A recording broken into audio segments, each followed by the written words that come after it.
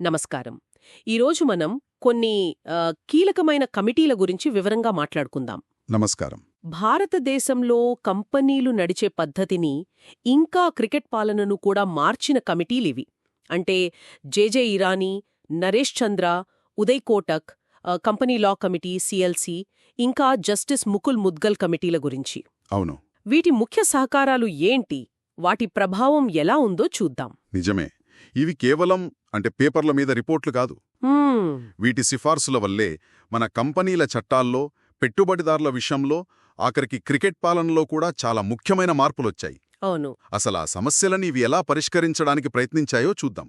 సరే, ముందుగా కార్పొరేట్ గవర్నెన్స్తో మొదలు పెడదాం. సమయం ప్రకారం చూస్తే నరేష్ చంద్ర కమిటీ 2002లో వచ్చింది కదా. అవును, 2002. అప్పట్లో ప్రపంచవ్యాప్తంగా పెద్ద పెద్ద స్కాములు జరిగాయి, ఎన్రాన్ లాంటివి. బహుశా వాటి ప్రభావంతోనే వచ్చిందా ఇది? ఖచ్చితంగా.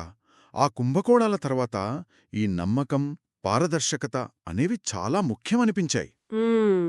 ముఖ్యంగా ఆడిటర్లు ఎంత స్వతంత్రంగా ఉండాలి, కంపెనీతో వాళ్ల సంబంధం ఎలా ఉండాలి, స్వతంత్ర డైరెక్టర్ల పాత్ర ఏంటి అనే దానిపై ఈ కమిటీ ఎక్కువ దృష్టి పెట్టింది. అంటే ఆడిటర్ల స్వాతంత్ర్యం, ఆడిట్ కమిటీలు తప్పనిసరి చేయడం లాంటివి అప్పుడేనా?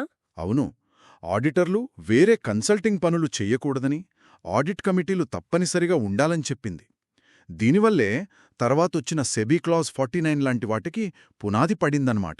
ఓ సరే, దాని తర్వాత అంటే 2004లో జేజే ఇరానీ కమిటీ వచ్చింది.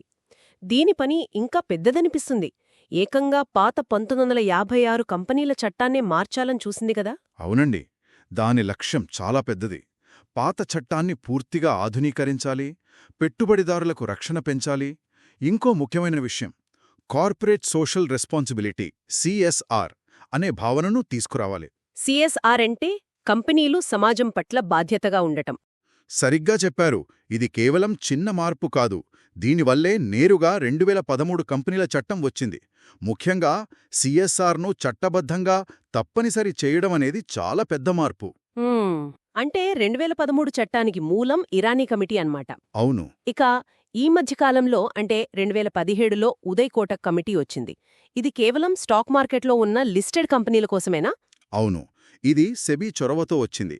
పెద్ద పెద్ద లిస్టెడ్ కంపెనీలపై దృష్టిపెట్టింది. ప్రపంచస్థాయి ప్రమాణాలను తీసుకురావాలని చూసింది. ఏమేం చెప్పారు ముఖ్యంగా? బోర్డ్లో కనీసం సగం మంది స్వతంత్ర డైరెక్టర్లు ఉండాలని, పెద్ద కంపెనీల్లో చైర్పర్సన్, సీఈఓ ఒకరే ఉండకూడదని, ఆ రిలేటెడ్ పార్టీ లావాదేవీలపై అంటే కంపెనీకి సంబంధించిన వాళ్లతో చేసే ఒప్పందాలపై ఇంకా కఠినమైన నిబంధనలు ఉండాలని సూచించింది. దీనివల్ల పెట్టుబడిదారుల నమ్మకం పెరిగి ఉంటుందా? అదే ప్రధాన లక్ష్యం, పారదర్శకత పెంచడం, నమ్మకం పెంచడం. సరే, ఈ కమిటీలన్నీ ఒకదాని తర్వాత ఒకటి వస్తూ పాలనను మెరుగుపరుస్తూ వచ్చాయి. ఇంతలో ఈ కంపెనీ లా కమిటీ అని ఒకటుంది. ఇదింకా పనిచేస్తున్నట్టుంది కదా. దీని పాత్ర ఏంటి?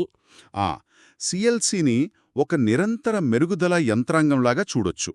ఇదేం చేస్తుందంటే కంపెనీల చట్టం, దివాలా చట్టం, ఐబీసీ, ఎన్సీఎల్టీ పనితీరు, ఎల్ఎల్పీ చట్టం ఇవన్నీ ఎప్పటికప్పుడు సరిగ్గా ఉన్నాయో లేదో చూసి అవసరమైన మార్పులను సూచిస్తుంది. అంటే చట్టాలు ఎప్పటికప్పుడు అప్డేట్ అవ్వడానికి అన్నమాట. అవును, వ్యాపారం సులభతరం చేయడం, దివాలా సమస్యల పరిష్కారం వేగవంతం చేయడం లాంటి వాటిపై ఇది పనిచేస్తుంది. ఒక డైనమిక్ అప్డేట్ మెకానిజం లాంటిది. ఇవన్నీ కార్పొరేట్ ప్రపంచం గురించి. ఇప్పుడు కొంచెం పక్కకు వెళ్తే క్రీడారంగంలోకి, ముఖ్యంగా క్రికెట్లో జస్టిస్ ముకుల్ ముద్గల్ కమిటీ 2013.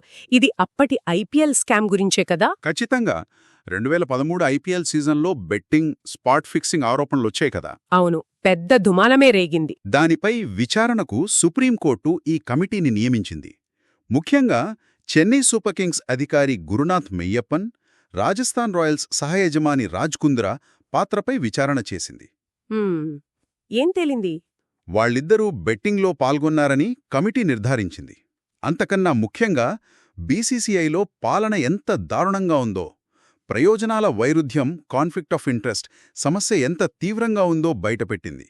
దీని ప్రభావం చాలా నాటకీయంగా ఉండి ఉంటుంది. తర్వాత లోధా కమిటీ రావటం, జట్లును సస్పెండ్ చేయటం లాంటివి జరిగాయి కదా. అవును, చాలా పెద్ద ప్రభావం చూపింది. ముద్గల్ కమిటీ నివేదిక తర్వాతే బీసీసీఐలో పారదర్శకత, జవాబుదారీతనం తేవాల్సిన అవసరముందని గట్టిగా తెలిసింది. దాని ఫలితంగానే సుప్రీంకోర్టు లోధా కమిటీని వేసి బీసీసీఐలో భారీ సంస్కరణలకు ఆదేశించింది.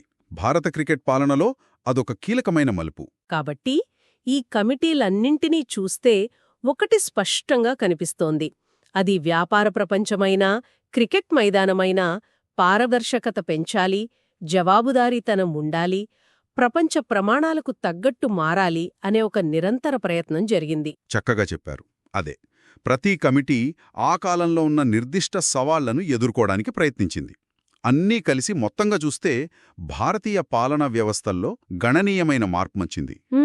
ఇంకో విషయమేంటంటే, అవసరమైనప్పుడు సెబీ లాంటి నియంత్రణ సంస్థలు, సుప్రీంకోర్టు లాంటి న్యాయ వ్యవస్థలు కూడా జోక్యం చేసుకుని ఈ సంస్కరణలను ముందుకు తీసుకెళ్లాయి. నిజమే.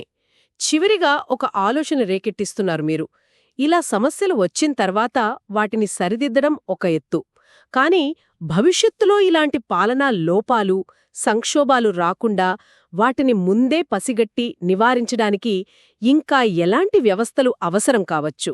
ఇది మనం ఆలోచించాల్సిన విషయం. అవును, అది చాలా ముఖ్యమైన ప్రశ్న.